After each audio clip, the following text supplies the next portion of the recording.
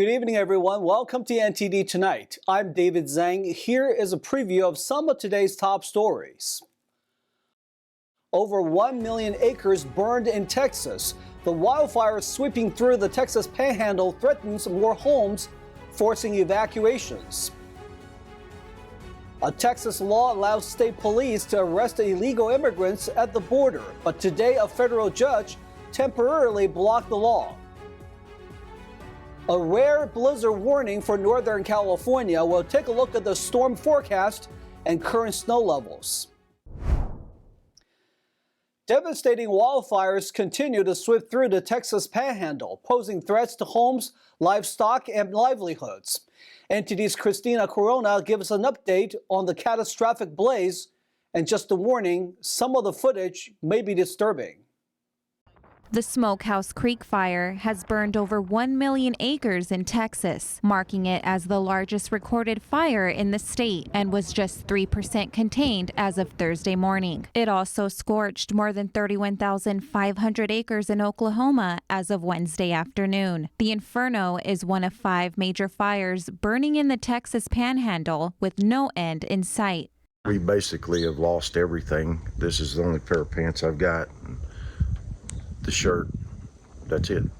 It came up very fast. I saw the neighbor's house starting to burn and I called 911 and the fire trucks got here, but it just started really fast.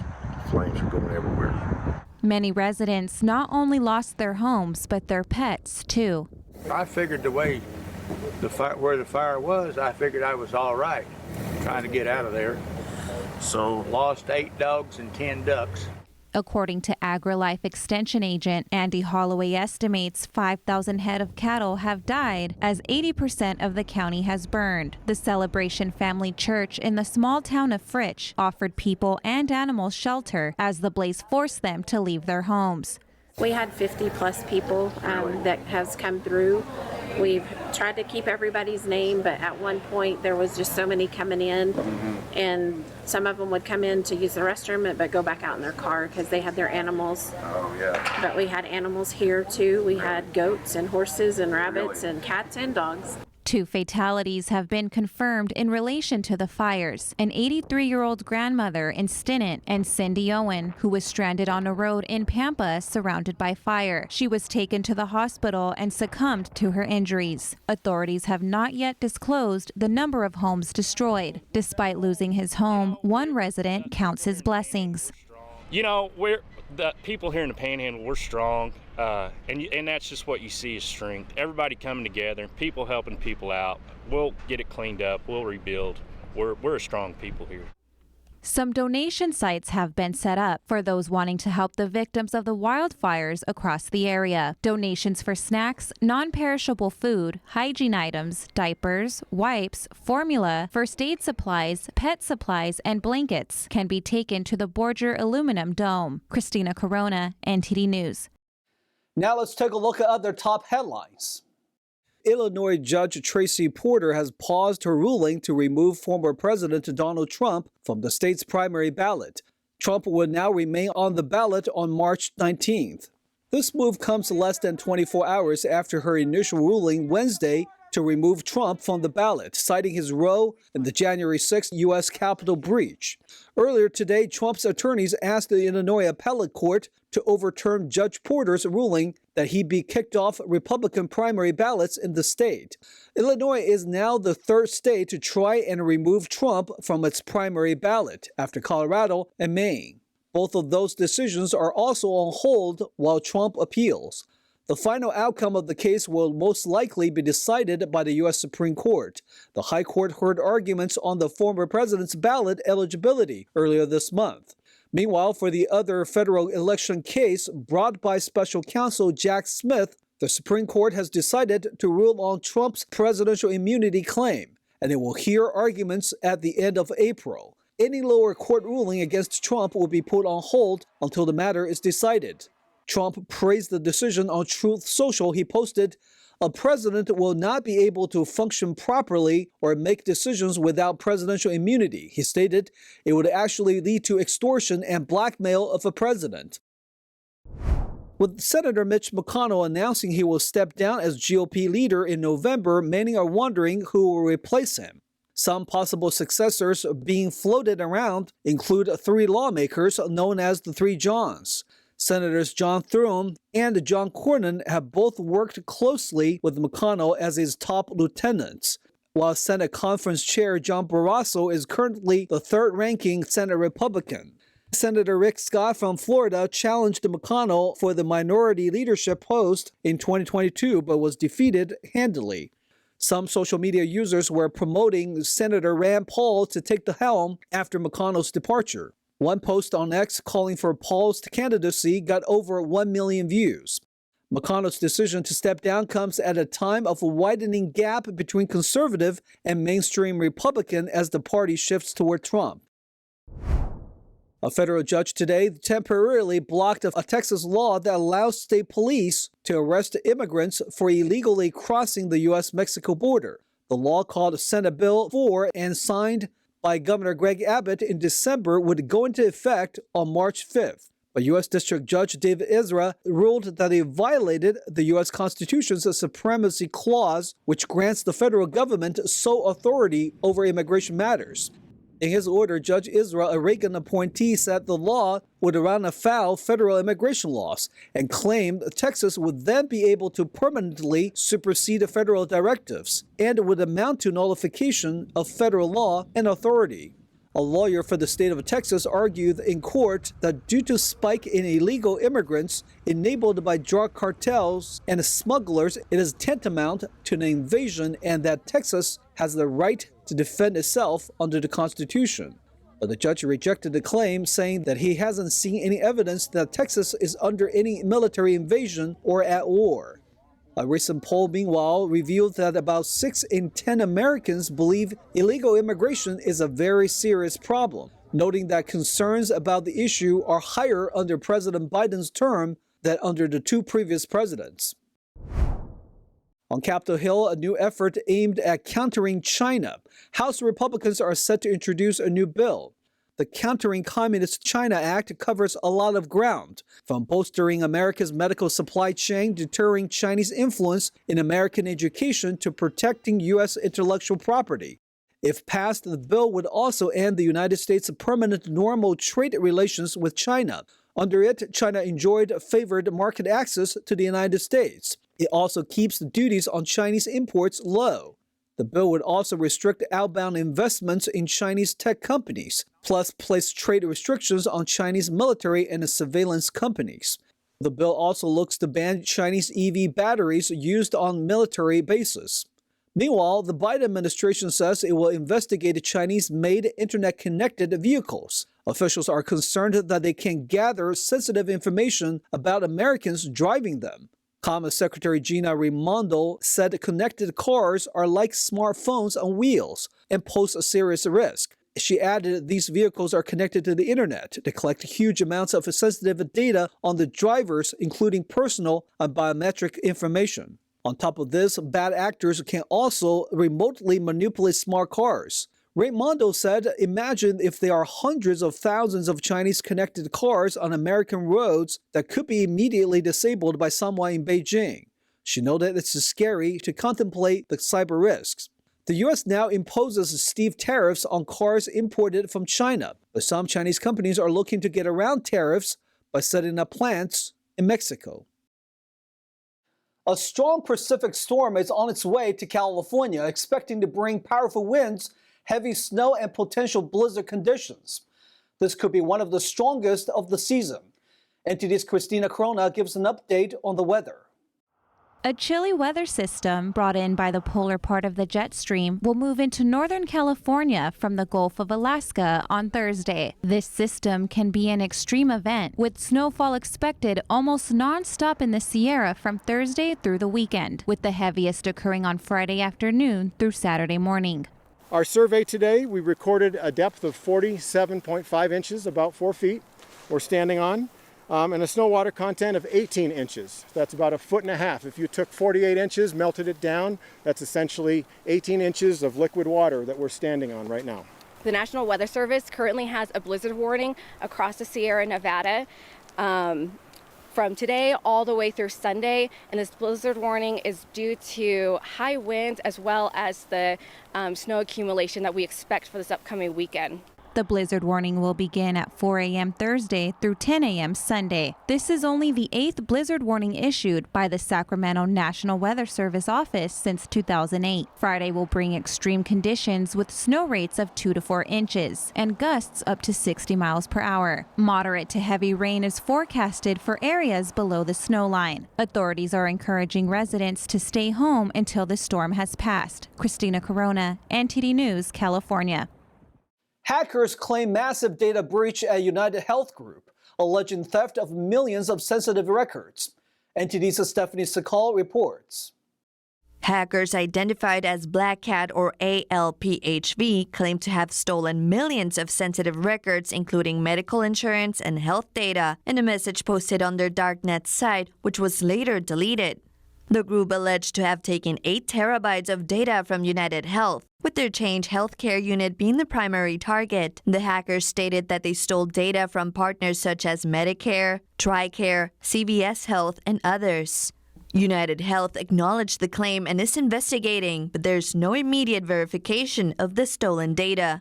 Cybersecurity experts suggest the hackers may have motives related to ransom negotiations, attention-seeking, or a change of strategy. Black Cat has a history of disruptive hacks, including attacks on MGM Resorts International and Caesars Entertainment. Stephanie Sikal, NTD News.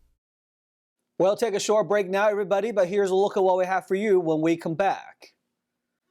A distracted driver plunges off a cliff. He's lucky to have survived, but the incident is a reminder to keep your eyes on the road.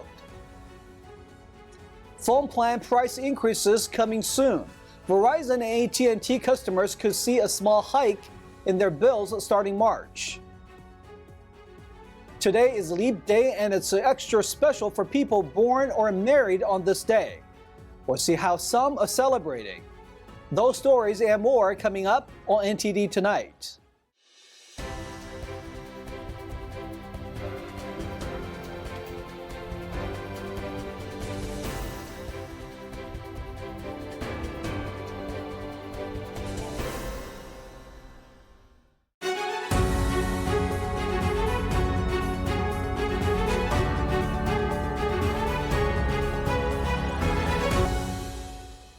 Welcome back to NTD Tonight. I'm your host, David Zhang. A distracted driver is lucky to be alive after driving off a 200-foot embankment cliff in Oregon. Passing dashcam footage caught the terrifying moment. NTD's Jason Blair has more. The police say the driver momentarily looked away from the road before missing a turn and launching off an embankment and crashing 200 feet below. The incident happened on Monday morning on Highway 224 in Clackamas County. The video was posted on Tuesday by the Oregon State Police on X as a warning against distracted driving. The National Highway Safety Administration said that in 2021, distracted driving claimed the lives of 3,522 people in the U.S. and caused over 362,000 injuries. Clackamas Fire was able to rescue the driver using a rope system. Luckily, the driver was able to get out of the vehicle after the plunge, making the rescue easier. The police did say that the driver suffered some injuries from the crash and was taken to a local hospital. Jason Blair, NTD News. Verizon and AT&T announced the phone bill hikes for certain unlimited plans starting March 1st. NTD's Stephanie Sikal reports. Verizon and AT&T subscribers could face higher phone bills starting later this week. Beginning March 1st, customers on specific older unlimited plans from Verizon and AT&T will experience a $4 per month per line price increase. This change will be reflected in the first billing cycle on or after March 1st. Verizon's newer My Plan platform rates will remain unchanged. This move follows recent price adjustments by AT&T and T-Mobile. AT&T is set to raise prices for many unlimited and value phone plans by 99 cents per month per line starting March 5th, with added benefits like increased hotspot data or additional lines. T-Mobile recently increased home internet prices for new customers from $50 to $60. Stephanie Sikal, NTD News. A Southern California utility company will settle claims that its equipment sparked a devastating 2017 wildfire. The lawsuit claims their power lines and a transformer ignited dry brush during powerful winds. Federal prosecutors said Monday Southern California Edison will pay $80 million to settle claims on behalf of the U.S. Forest Service connected to a massive wildfire in 2017. In a statement, the U.S. Attorney's Office said the utility agreed to the settlement without admitting wrongdoing or fault in connection with the Thomas Fire. Investigations found utility equipment sparked the fire in 2 canyon locations. The Thomas Fire, which burned across 439 square miles in Ventura and Santa Barbara counties, is the 7th largest blaze in California history. A spokesperson for Southern California Edison said, "The settlement is a reasonable resolution. We continue to protect our communities from the risk of wildfire with grid hardening, situational awareness, and enhanced operational practices." Federal prosecutors sued the utility in 2020 to recover costs incurred fighting the fire and for the extensive damage caused on public lands within the Los Padres National Forest. The lawsuit alleged Edison power lines and a transformer ignited dry brush during powerful winds. It's the latest settlement by Edison over the Thomas Fire. The utility has also settled claims related to the enormous Woolsey Fire in 2018. Edison estimated in 2021 that total expected losses for both blazes would exceed $4.5 billion. Utility equipment has been blamed for sparking some of the state's worst fires. In 2022, Pacific Gas and Electric agreed to pay $117 million to settle a lawsuit over devastating Northern California wildfires sparked by their utilities' equipment in 2017 and 2018. Actor and comedian Richard Lewis has passed away. He was suffering from Parkinson's disease last year and died of a heart attack this week. Comedian Richard Lewis died at 76 on February 27th. His publicist Jeff Abraham announced his death on the 28th. The comedic, who disclosed last year that he had Parkinson's disease, died at his home in Los Angeles after suffering a heart attack. Lewis rose to fame with his neurotic, self-deprecating wit and later appeared for more than 2 decades alongside Larry David on the hit HBO series Curb Your Enthusiasm. Brooklyn-born Lewis began performing stand-up comedy in the early 1970s while working a day job in advertising. By the end of the decade, he rose to the forefront of his generation of comedians. He was a regular on late-night talk shows through the 1980s and starred alongside Jamie Lee Curtis on the ABC TV comedy Anything But Love. He made several film appearances in the 1990s, most notably in Robin Hood, Men in Tights. In later years, he was best known for playing a version of himself as Larry David's friend on Curb Your Enthusiasm, in which the 2 men bickered relentlessly. It's Leap Day. About 5 million people worldwide share the Leap birthday out of about 8 billion people on the planet. Let's hear how some are celebrating. 23-year-old Shelley Dean from Seattle, Washington, chooses a rosy attitude about being a leapling. When the clock is turning between the 28th and March 1st, I just kind of go, woo, and then that's like the biggest celebration because there's not really a day. But yeah, growing up, it was a lot different. I still had the birthday parties every year, but really big ones every 4 years. But now it's just kind of just a normal day. But this year is different. This will be the first birthday that I'm going to celebrate with my family in 8 years, which is super exciting because the last Leap Day I was on the other side of the country in New York for college. So I'm just so excited to actually be with them. My mom has a birthday 3 days before, so it's just like a very big year. Dean didn't get to choose her Leap Day milestone, but Megan and Stephen Prince did. For this couple, who first met at a friend's Leap Day birthday celebration where Stephen was playing in a band, the date seemed a natural conclusion to their 4-year courtship. They say the time between their anniversaries makes marking the occasion more meaningful. Personally, for me, it helps me refocus on the very beginning and the day we got married and so for me, it's almost like a renewal of vows. Vows. It's a renewal of vows. I'll take an A, please. Every 4 years. It's definitely the real anniversary. We don't celebrate a lot other years. And then whenever a leap year comes around, people call and text and say, how many years is it? Is it 4 years? Is it 5 years? For Mary Pickering and her partner, time was of the essence. Her partner was a dual citizen, and a legal marriage would ease their impending move from New Zealand to the United States. Pickering said the leap day marriage was a way to buck tradition, but she also appreciates the perspective the 4-year milestones bring.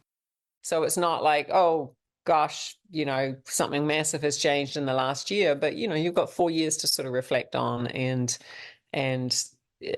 realize, oh, well, we're different people, or we picked up a new hobby, or, certainly in these last 4 years, the world has changed dramatically, and what is steady in our relationship, and what's the same as it was 32 years ago, and what has changed. So it's just a lot. It's really enjoyable.